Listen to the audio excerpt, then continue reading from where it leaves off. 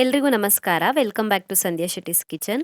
ಇವತ್ತೊಂದು super tasty ಆಗಿರುವಂಥ, healthy ಆಗಿರುವಂಥ ತರಕಾರಿ ಸಾಂಬಾರ್ ರೆಸಿಪಿನ ಶೇರ್ ಮಾಡ್ತಾ ಇದ್ದೀನಿ. ಇದಕ್ಕೆ ಸ್ವಲ್ಪನೂ ಎಣ್ಣೆ ಹಾಕೋದು ಬೇಡ ಅಥವಾ ಒಗ್ಗರಣೆ ಕೊಡೋದು ಬೇಡ. ಆದ್ರೂ ತುಂಬಾ ಟೇಸ್ಟಿಯಾಗಿ ಬರುತ್ತೆ. ಎಷ್ಟು ಬಗೆಯ ತರಕಾರಿಗಳನ್ನು ಬೇಕಾದ್ರೂ ಹಾಕಿ ಮಾಡ್ಬೋದು. ರುಚಿ ತುಂಬಾ ಚೆನ್ನಾಗಿ ಬರುತ್ತೆ. ಹಾಗೆಯೇ ಟೈಮು ಕೂಡ ಜಾಸ್ತಿ ಬೇಕಾಗಲ್ಲ. ಕ್ವಿಕ್ಕಾಗಿ ರೆಡಿ ಮಾಡ್ಕೊಳ್ಬೋದು.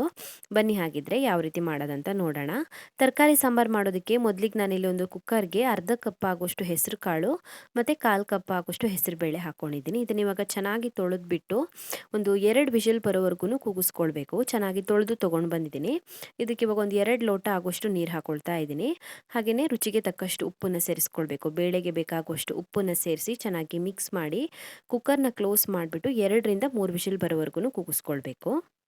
ಇದು ಬೇಯುವಷ್ಟರಲ್ಲಿ ನಾವು ಸಾಂಬಾರ್ ಪೌಡರ್ನ ರೆಡಿ ಮಾಡ್ಕೊಳ್ಳೋಣ. ಒಂದು ಬಾಣಲಿನ ಕಾಯಿಸಿ ಅದಕ್ಕೊಂದು 6 ಬ್ಯಾಡ್ಗೆ ಮೆಣಸಿನ್ಕಾಯಿನ ಹಾಕ್ಕೊಂಡಿದ್ದೀನಿ.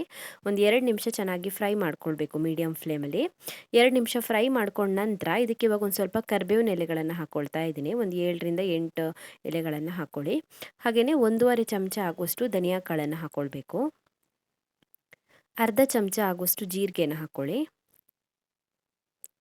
1/4 ಚಮಚ ಆಗುವಷ್ಟು ಸಾಸಿವೆ, ಒಂದು 2ರಿಂದ 3 ಚಿಟಿಕೆ ಆಗುವಷ್ಟು ಇಂಗನ್ನು ಹಾಕ್ಕೊಳ್ಬೇಕು. ಸೊ ಈಗ ಇದನ್ನು ಕೂಡ ಮೀಡಿಯಮ್ ಫ್ಲೇಮಲ್ಲಿ ಫ್ರೈ ಮಾಡ್ಕೊಳ್ಬೇಕು. ಮೆಣಸಿನ್ಕಾಯಿನೂ ಸೇರಿಸ್ಬಿಟ್ಟು ಮೀಡಿಯಮ್ ಫ್ಲೇಮಲ್ಲಿ ಎಣ್ಣೆ ಸೇರಿಸ್ತೇನೆ ಡ್ರೈ ರೋಸ್ಟ್ ಮಾಡ್ಕೊಳ್ಬೇಕು. ಒಂದು 2ರಿಂದ 3 ನಿಮಿಷದವರೆಗೂ ರೋಸ್ಟ್ ಮಾಡ್ಕೊಳ್ಬೇಕು. ಸೊ ಮಸಾಲೆ ಐಟಮ್ಸ್ನ ಹುರ್ಕೊಂಡ ನಂತರ ಇದನ್ನ ಒಂದು ಮಿಕ್ಸಿ ಜಾರಿಗೆ ಸೇರಿಸ್ಬಿಟ್ಟು ನೈಸಾಗಿ ಪುಡಿ ಮಾಡಿ ಇಟ್ಕೊಳ್ಬೇಕು. ಸೊ ನಾವು ಬೇಯೋಕ್ಕಿಟ್ಟಿರುವಂಥ ಬೇಳೆ ಚೆನ್ನಾಗಿ ಬೆಂದಿದೆ. 3 ವಿಷಲ್ ಬಂದ ನಂತರ ಚೆಕ್ ಮಾಡ್ಕೊಳ್ತಾ ಇದ್ದೀನಿ.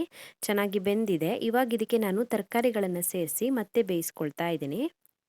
ಫಸ್ಟು ಒಂದು 2 ದೊಡ್ಡ ಸೈಜ್ನ ಆಲೂಗಡ್ಡೆನ ಕಟ್ ಮಾಡಿ ಹಾಕ್ಕೊಳ್ತಾ ಇದ್ದೀನಿ. ದೊಡ್ಡದಾಗಿ ಕಟ್ ಮಾಡ್ಕೊಳ್ಳಿ ಆಲೂಗಡ್ಡೆನ. 1 ಕ್ಯಾರೆಟನ್ನು ಕಟ್ ಮಾಡಿ ಹಾಕ್ಕೊಳ್ತಾ ಇದ್ದೀನಿ. ಕಪ್ಪಲ್ಲಿ ಹೇಳೋದಾದರೆ 1 ಕಪ್ ಆಗೋಷ್ಟಿದೆ. ಹಾಗೆಯೇ 1 ಕಪ್ ಆಗೋಷ್ಟು ಕಟ್ ಮಾಡ್ಕೊಂಡಿರುವಂಥ ಬೀನ್ಸನ್ನು ಹಾಕ್ಕೊಂಡಿದ್ದೀನಿ. 1 ಚೆನ್ನಾಗಿ ಹೆಚ್ಕೊಂಡಿರುವಂಥ ಈರುಳ್ಳಿನ ಸೇರಿಸ್ಕೊಳ್ಬೇಕು.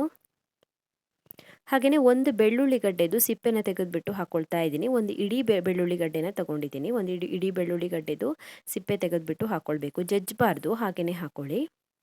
ಸೊ ಒಂದು ಅರ್ಧ ಇಂಚ್ ಆಗೋಷ್ಟು ಶುಂಠಿನ ಜಜ್ಜಿಬಿಟ್ಟು ಹಾಕ್ಕೊಳ್ಬೇಕು. 1 ಟೊಮ್ಯಾಟೊ ಹಾಕ್ಕೊಳ್ಬೇಕು. ಇದಕ್ಕೆ ಇವಾಗ ಮತ್ತೆ ಇನ್ನೊಂದು ಸ್ವಲ್ಪ ನೀರನ್ನು ಹಾಕ್ಕೊಳ್ಬೇಕು. ಒಂದು 2 ಲೋಟ ಆಗೋಷ್ಟು ನೀರನ್ನು ಹಾಕ್ಕೊಳ್ಬೇಕು. ಹಾಗೆಯೇ ರುಚಿಗೆ ತಕ್ಕಷ್ಟು ಉಪ್ಪನ್ನು ಸೇರಿಸ್ಕೊಳ್ಬೇಕು.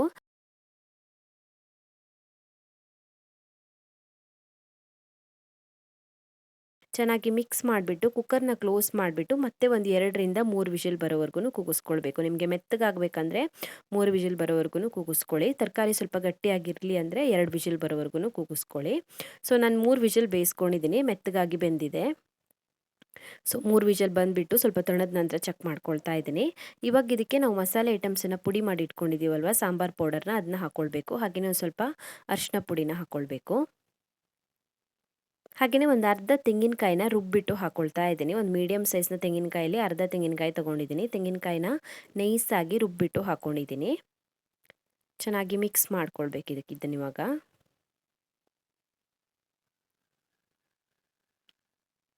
ಚೆನ್ನಾಗಿ ಮಿಕ್ಸ್ ಮಾಡಿಬಿಟ್ಟು ಸ್ವಲ್ಪ ದಪ್ಪ ಅನಿಸಿದ್ರೆ ಮಾತ್ರ ನೀರು ಹಾಕ್ಕೊಳ್ಳಿ. ನಾನು ಮತ್ತೆ 1 ಲೋಟ ಆಗೋಷ್ಟು ನೀರು ಹಾಕ್ಕೊಂಡಿದ್ದೀನಿ. ರುಚಿಗೆ ತಕ್ಕಷ್ಟು ಉಪ್ಪನ್ನು ಸೇರಿಸ್ಕೊಳ್ಬೇಕು. ಹುಳಿಗೆ ಒಂದು 1/4 ಕಪ್ ಆಗೋಷ್ಟು ಹುಣಸೆಹಣ್ಣಿನ ರಸ ಸೇರಿಸ್ಕೊಳ್ತಾ ಇದ್ದೀನಿ. ತೆಳು ಇರುವಂಥ ಹುಣಸೆಹಣ್ಣಿನ ರಸ, ಒಂದು ಸಣ್ಣ ಹುಣಸೆಹಣ್ಣನ್ನು ನೀರು ಮಾಡಿಬಿಟ್ಟು ಹಾಕ್ಕೊಂಡಿರೋದು. ಚೆನ್ನಾಗಿ ಮಿಕ್ಸ್ ಮಾಡಿಬಿಟ್ಟು ಇದನ್ನು ಕ್ಲೋಸ್ ಮಾಡಿಬಿಟ್ಟು ಇವಾಗ ಒಂದು 5 ನಿಮಿಷದವರೆಗೂ ಕುದಿಸ್ಕೊಂಡ್ರೆ ಸಾಕಾಗತ್ತೆ. ಜಾಸ್ತಿ ಕುಕ್ ಮಾಡ್ಕೊಳ್ಳೋದು ಬೇಡ. ಮಸಾಲೆ ಸ್ವಲ್ಪ ಬೆಂದರೆ ಸಾಕಾಗುತ್ತೆ. ಒಂದು 5 ನಿಮಿಷದವರೆಗೂ ಕುದಿಸ್ಕೊಳ್ಬೇಕು. ಇದಕ್ಕೆ ಎಣ್ಣೆ ಹಾಕೋದು ಬೇಡ, ಒಗ್ಗರಣೆ ಹಾಕೋದು ಬೇಡ. ಆದ್ರೂ ತುಂಬಾ ರುಚಿಯಾಗಿ ಬರುತ್ತೆ. ಒಂದು 5 ನಿಮಿಷ ಕುದಿಸ್ಕೊಂಡಿದ್ದೀನಿ. ರೆಡಿ ಆಗಿಬಿಟ್ಟಿದೆ ಇದು ಸರ್ವ್ ಮಾಡೋದಕ್ಕೆ. ತುಂಬ ಅಂದರೆ ತುಂಬಾ ಟೇಸ್ಟಿಯಾಗಿ ಬರುತ್ತೆ. ನಾವು ಎಣ್ಣೆ ಹಾಕಿಲ್ಲ, ಒಗ್ಗರಣೆ ಹಾಕಿಲ್ಲ ಅಂತ ಅನಿಸೋದೇ ಇಲ್ಲ. ಹೆಸರುಬೇಳೆ ಹಾಕಿರೋದ್ರಿಂದ ಹೆಲ್ದಿಯಾಗಿಯೂ ಇರುತ್ತೆ, ಪ್ರೋಟೀನ್ ರಿಚ್ ಆಗಿರುತ್ತೆ. ತರಕಾರಿಗಳು ತುಂಬಾ ಹಾಕ್ಬೋದು. ಇದಕ್ಕೆ ಎಷ್ಟು ಬೇಕಾದರೂ ತರಕಾರಿ ಹಾಕ್ಬಿಟ್ಟು ಮಾಡ್ಬೋದು. ನಿಮಗೆ ಇಷ್ಟ ಇರುವಂಥ ಯಾವುದೇ ರೀತಿಯ ತರಕಾರಿಗಳನ್ನು ಹಾಕಿ ಮಾಡ್ಬೋದು. ತುಂಬಾ ಟೇಸ್ಟಿಯಾಗಿ ಬರುತ್ತೆ. ನಿಮಗೆ ಈ ರೆಸಿಪಿ ಇಷ್ಟ ಆಗಿದ್ದರೆ ವಿಡಿಯೋಗೊಂದು ಲೈಕ್ ಕೊಡಿ. ಹಾಗೆಯೇ ಕಮೆಂಟಲ್ಲಿ ತಿಳಿಸಿ ಹೇಗಿದೆ ಅಂತ. ಇನ್ನು ಹೆಚ್ಚಿನ ವಿಡಿಯೋಗಳಿಗೆ ನನ್ನ ಯೂಟ್ಯೂಬ್ ಚಾನಲನ್ನು ಸಬ್ಸ್ಕ್ರೈಬ್ ಮಾಡ್ಕೊಳ್ಳಿ. ಹಾಗೆಯೇ ನನ್ನನ್ನು ಫಾಲೋ ಮಾಡೋದನ್ನು ಮರಿಬೇಡಿ.